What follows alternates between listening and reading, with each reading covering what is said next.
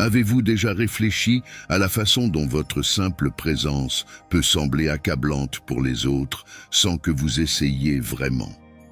Cette question nous introduit dans l'univers fascinant des êtres d'exception qui, de par leurs caractéristiques intrinsèques, se démarquent naturellement. Ces personnes portent une aura énigmatique, dotée de qualités distinctes, qui représentent à la fois une bénédiction et un fardeau dans le contexte spirituel et mythologique. Les élus sont souvent perçus comme des êtres bénis par une force divine, même si leur trajectoire est marquée par la solitude et l'incompréhension. Cette plongée dans son univers révèle l'interaction complexe entre sa puissance d'être et l'isolement qui en résulte. La cause principale de la solitude des élus naît de l'impact profond de leur présence. Lorsqu'ils entrent dans un environnement, l'atmosphère se transforme, chargée d'une énergie qui capte l'attention sans qu'un mot ne soit prononcé. La présence imposante des élus, imprégnée d'une énergie presque magique, transcende le simple remplissage d'un espace physique. Cela change l'essence des interactions. En entrelaçant des liens d'intensité à chaque contact, cette force magnétique et puissante fonctionne comme un aimant, attirant les spectateurs avec la promesse de profondeur et de sincérité. Cependant, à mesure que les gens se rapprochent, ils rencontrent une force qui dépasse le quotidien, une puissance vibrante qui résonne avec l'essence pure du cosmos. Cette intensité excessive ébranle profondément celui qui l'aperçoit, provoquant une réaction mêlée d'admiration et d'inconfort. L'aura imposante des élus, imprégnée de sagesse ancienne et de la force d'innombrables récits, résiste à l'extinction ou à la dissimulation. Il se dresse comme un phare dans la mer agitée des interactions humaines, servant à la fois de guide et de signal d'avertissement. Cette présence spirituelle et magnétique attire naturellement vers elle, même si ceux qui l'approchent ne sont souvent pas prêts à affronter l'avalanche émotionnelle déclenchée par une telle rencontre. La lumière émise par les élus non seulement illumine, mais pénètre aussi profondément, éveillant les peurs et les désirs cachés dans les âmes qu'ils touchent. Cet impact profond révèle le pouvoir des élus et induit une vulnérabilité palpable chez les autres, incitant à un repli dans le confort du conventionnel et du connu. Une telle distance ne se limite pas à l'aspect physique, mais s'étend aux aspects émotionnels et spirituels, alors que les gens sont confrontés aux vérités révélées par leur présence. La peur générée a une double facette, la peur de l'inconnu et l'intense inquiétude face à quelqu'un dont l'existence reflète des vides internes, révélant des vulnérabilités et des insécurités. Ce retrait instinctif de l'ampleur d'une telle aura entraîne une intimidation, l'esprit des autres vacillant face à sa force évidente. Cette influence ne représente pas une domination intentionnelle, mais plutôt un rayonnement naturel de l'être de l'élu, dont le rayonnement peut isoler même lorsqu'il est entouré de plusieurs. Par conséquent, la capacité des élus à établir des liens profonds et à inciter à la transformation est paradoxalement ce qui motive leur isolement. Ils parcourent un chemin solitaire, marqué par de brèves interactions avec ceux qui, bien qu'attirés, reculent face à la peur. Le monde des élus, bien qu'illuminé, est fréquenté par quelques courageux prêts à affronter le voyage solitaire. La préférence de ceux qui sont choisis pour la solitude ou pour la compagnie d'un cercle intime qui apprécie et comprend vraiment la profondeur de leur essence ne naît pas d'un mépris pour les grandes assemblées. Ce choix conscient vient de la reconnaissance de la dissonance qui émerge souvent dans la cacophonie sociale, où se perdent les riches vibrations des élus, en résonance avec la sagesse du temps et les murmures de l'univers. Que ce soit dans la sérénité de la solitude ou dans l'intimité des cercles fermés, votre esprit peut s'élever, libéré de l'oppression de devoir diluer son essence pour s'adapter aux attentes sociales. L'inconfort et l'incompréhension qui fleurissent dans les environnements occupés proviennent d'une disharmonie fondamentale, alors que les élus vibrent à une fréquence dédiée à la recherche de profondeur, d'authenticité et de véritable connexion. Les qualités exceptionnelles des élus, souvent masquées par les interactions superficielles qui prédominent dans les grands rassemblements sociaux, se heurtent à des obstacles lorsqu'ils tentent d'établir de véritables liens. De telles tentatives suscitent perplexité et inconfort, car leur intensité et leur profondeur mettent au défi ceux qui ne sont pas préparés à de telles rencontres authentiques. Les barrières d'incompréhension s'élèvent, tandis que les élus cherchent à se connecter dans une dimension au-delà du trivial, ne trouvant que des sourires forcés qui masquent un malaise latent.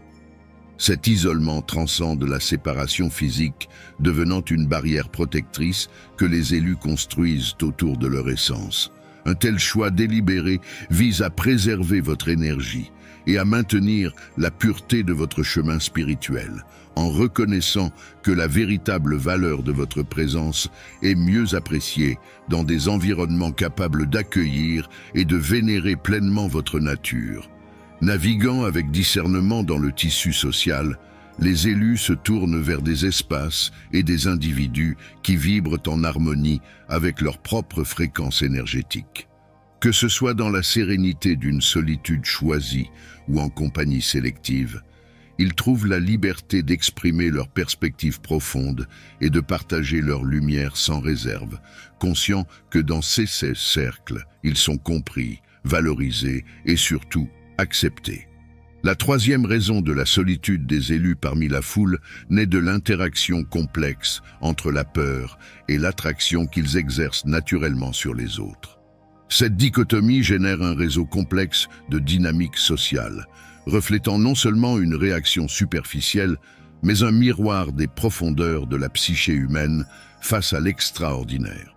The Chosen One représente un modèle unique, un phare dont l'éclat non seulement éclaire, mais aussi éblouit, fonctionnant comme un miroir qui, par sa netteté, révèle et en même temps effraie. Sa présence capte l'attention de tous, dégageant un charisme aussi troublant que fascinant, de par sa richesse et sa sincérité qui transcende toute superficialité. C'est cette profondeur singulière qui magnétise les gens, agissant comme un lien invisible qui promet une connexion et une compréhension profonde, l'essence du désir humain.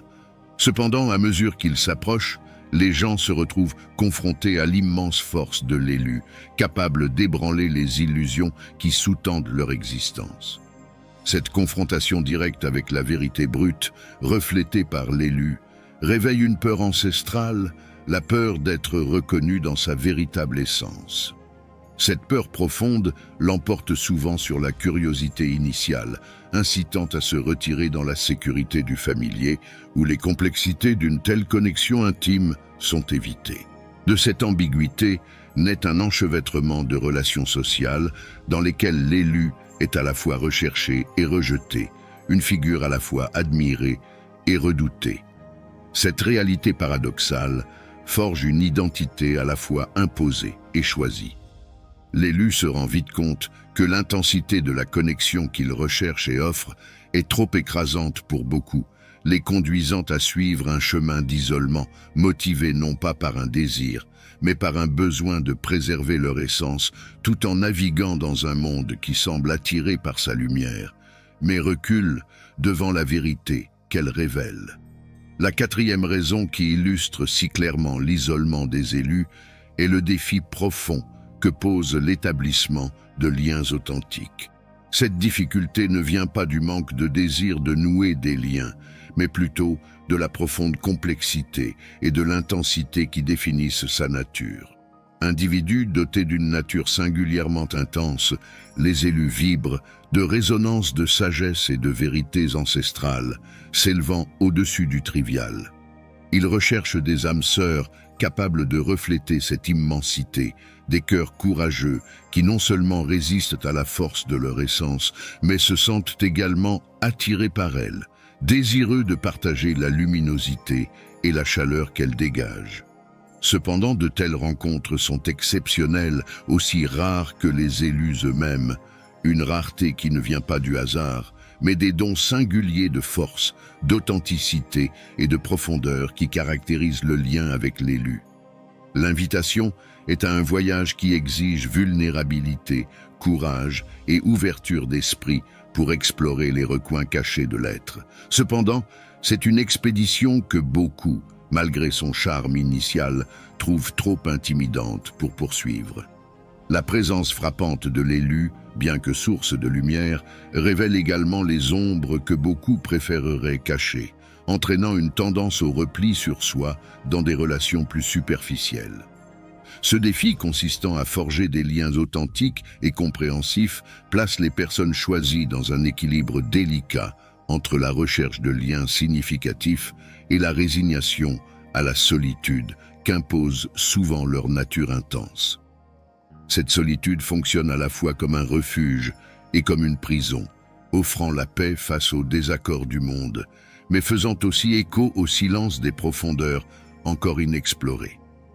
Ainsi, les élus deviennent les gardiens d'une solitude sacrée, les gardiens d'une essence que peu de gens ont la capacité de vraiment comprendre ou de rendre la pareille. Dans ce défi réside la beauté sublime du voyage des élus. Les liens qu'ils établissent, bien que rares, sont de nature transcendantale, forgés dans le feu d'une compréhension et d'une profondeur partagée, et possèdent une résilience aux adversités de la vie aussi inébranlable qu'exceptionnelle. Bien que peu de gens deviennent des guides qui éclairent le chemin des élus, ils rappellent que, même dans un monde souvent perçu comme superficiel jusqu'au fond, il y a des âmes prêtes à plonger dans l'abîme à leur côté, embrassant l'intensité de leurs essences. Partout, sa magnifique beauté. La cinquième raison qui façonne le voyage des élus s'inscrit dans le cadre du combat spirituel, une sphère de conflits invisibles à l'œil commun, avec des répercussions qui transcendent notre compréhension terrestre.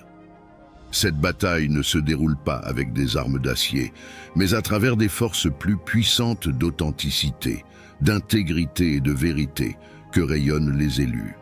Sa présence non seulement remplit, mais transforme les environnements, agissant comme un catalyseur d'alchimie spirituelle qui convertit le mensonge en vérité, l'ombre en lumière.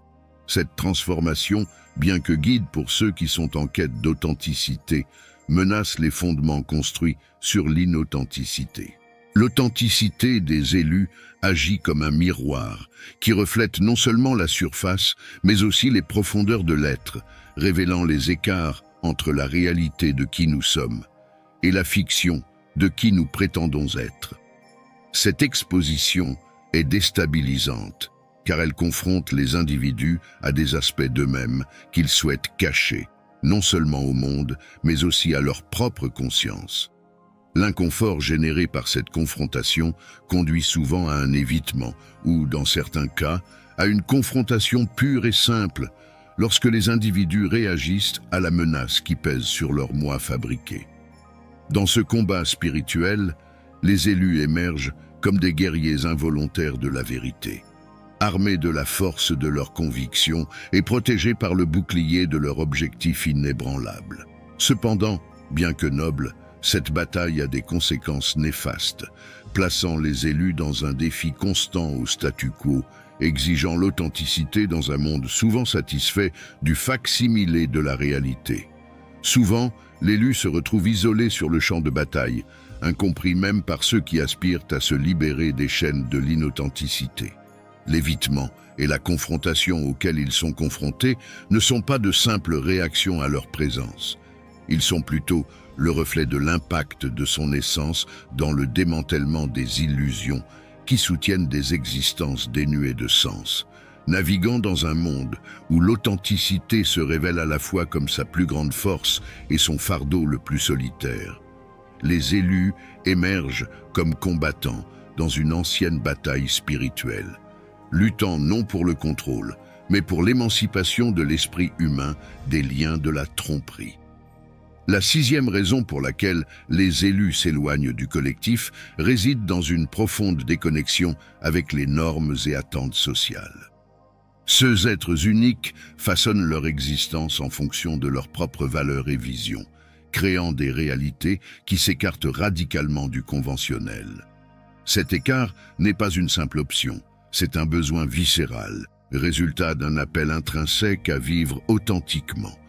De par leur essence, les élus sont programmés pour défier, remettre en question et dépasser la tradition, les plaçant naturellement en contradiction avec la culture dominante. Dans des environnements sociaux standards où les conversations touchent rarement à ceux qui présentent un intérêt ou une conviction profonde, et où la trivialité du quotidien, axée sur l'éphémère et le matériel, ne rassasie pas les âmes en quête de profondeur et de sens.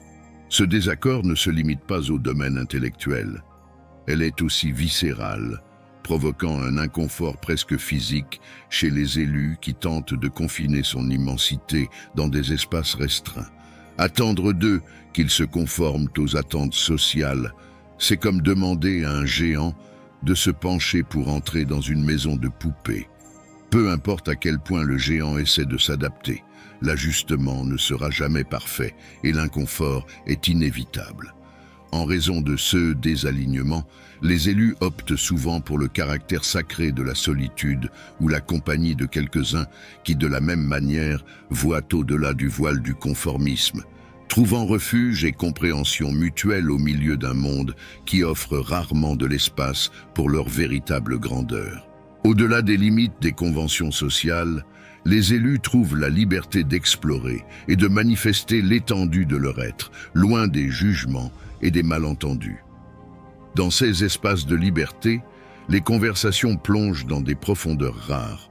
L'authenticité est la monnaie d'échange, et l'âme se nourrit d'un riche éventail de réflexions philosophiques, d'enquêtes spirituelles et de recherches incessantes de vérité. En acceptant leur déconnexion avec les normes établies, ils prennent le courage de vivre en accord avec leurs vérités intérieures, devenant ainsi des phares pour ceux qui ressentent la même dissonance, mais hésitent face à l'inconnu.